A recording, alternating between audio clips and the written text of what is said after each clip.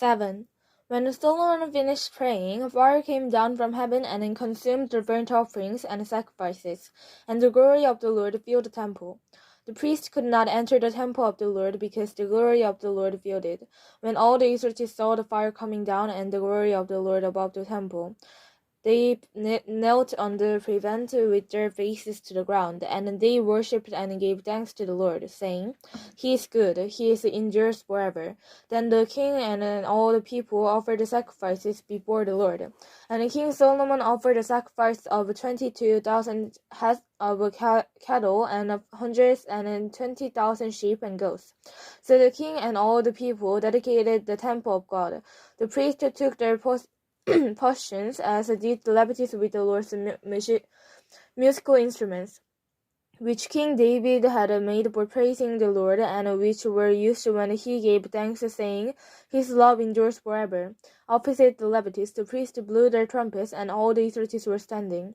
Solomon constructed the middle part of the courtyard in front of the temple of the Lord, and there he offered burnt offerings and the fat at the fellowship offering, because the bronze altar he had made could not hold the burnt offerings, the grain offering, and the fat portions. So Solomon observed the festival at that time for 7 days, and all Israel with him, a vast assembly. People from Lebo had met to the Wadi of Egypt. On the 8th day they held an assembly, for they had celebrated the dedication of the 7 days and the festival for 7 days more. On the 23rd day of 7th month, he sent the people to their homes, joyfully and glad in heart of those good things the Lord had done to David and Solomon and for his people Israel. When Solomon had finished the temple of the Lord and the royal palace, and had succeeded in carrying out all he had in mind to do in the temple of the Lord and in his own palace, the Lord appeared to him at night and said, I have heard your prayer, and have chosen this place to myself as a temple for sacrifices.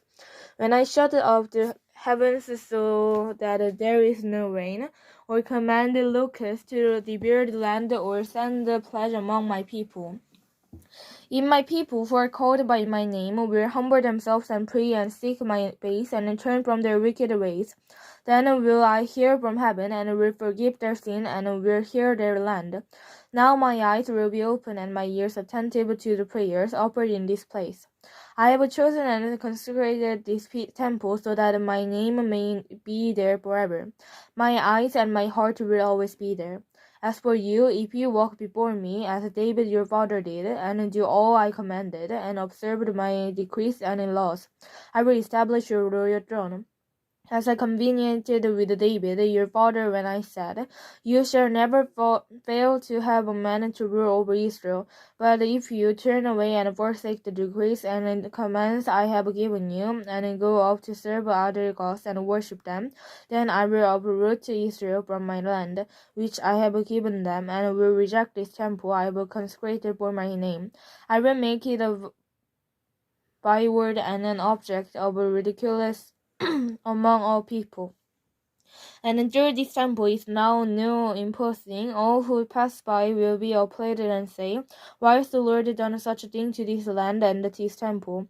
People will answer, Because they have forsaken the Lord and God of their father, who brought them out of Egypt, and have embarrassed other gods, worshipping and serving them. That is why he brought all this disaster on them. 8.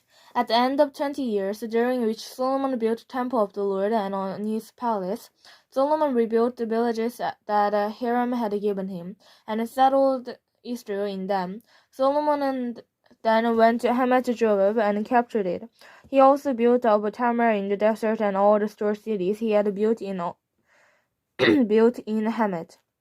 He rebuilt Upper Beth Horon and Lower Beth Horon as fortified cities, with walls and with gates and bars, as well as Baalat and all his store cities, and in all the cities for his chariots and for his horses, whatever he desired to build in Jerusalem, in Lebanon, and throughout all the territory he ruled.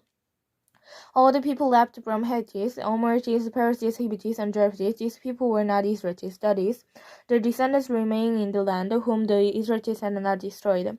These Solomon consecrated for his labor force, as it is to this day. But Solomon did not make slaves of the his riches bore his work. They were his fighting men, commanders of his captains, and commanders of his chariots and charioteers. They were also King Solomon's chief officers, 250 officers supervising the men. Solomon brought Pharaoh's daughter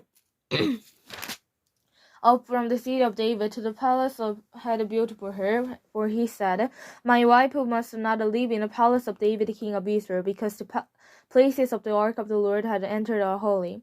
On the altar of the Lord that he had built in the front of the portico, Solomon sacrificed burnt offering to the Lord, according to the daily requirement for offering commanded by Moses for Sabbaths, new moons, and the 3 annual feasts, the feast of unleavened bread, and the feast of weeks, and the feast of tabernacle. In keeping with the ordinance of his father David, he appointed the divisions of the priests for their duties, and the Levites to lead the priests and to assist the priests according to their each day requirements. He also appointed the gatekeepers by division for the various gates, because this was what David the man of God had ordered. They did not debate from the king's commands to the priests or the Levites in any matter, including that on the treasuries. All Solomon's work was carried out, for the day of the foundation of the temple of the Lord was laid until its completion. So the temple of the Lord was finished. Then Solomon went to Ezion-Geber and Elat and the coast of Edom, and Hiram sent him ships commanded by his own officers, men who knew the sea. These were Solomon's men, sailed the Ophir and brought back 450 talents of gold, which they delivered to King Solomon. 9. When the queen of Sheba heard of Solomon's fame, she came to Jerusalem to test him with hard questions. Arriving with a great baron of Charan, with camels carrying spices, large quantities of gold, and precious stones, she came to Solomon and talked with him about all she had on her mind. Solomon answered all her questions. Nothing was too hard for him to explain to her. When the queen of Sheba saw the wisdom of Solomon, as well as the palace he had built, the food on his table, and the seating of the officers, the attending servants in their robes, the cupbearers and in the robes, and the burnt offering he made at the temple of the Lord, she was overwhelmed. She said to the king, "The report I heard in my own country about your achievements and your wisdom is true, but I did not believe what they said until I came and saw with my own eyes. Indeed, not even half the greatness of your wisdom was told me. You have far exceeded the report I heard. How happy your men must be! How happy your officers who continually stand before you and hear your wisdom. Praise be to the Lord your God, who has delighted in you and placed you on his throne as king to rule over the Lord your God, because of the love of your God for Israel and his desire to uphold them forever. He has made you king over them to maintain justice and righteousness."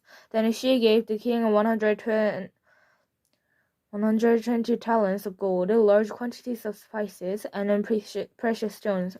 There had never been such spices as those the queen of Sheba gave to King Solomon.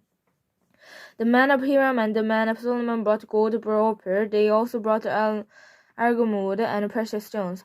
The king used the argwood to make steps for the temple of the Lord and for the royal palace, and to make harps and lyres for the musicians. Nothing like them had ever been seen in Judah. King Solomon gave the queen of Sheba all she desired and asked for. She gave her more than she had brought to him, and then she left and returned with her retinue to her own country.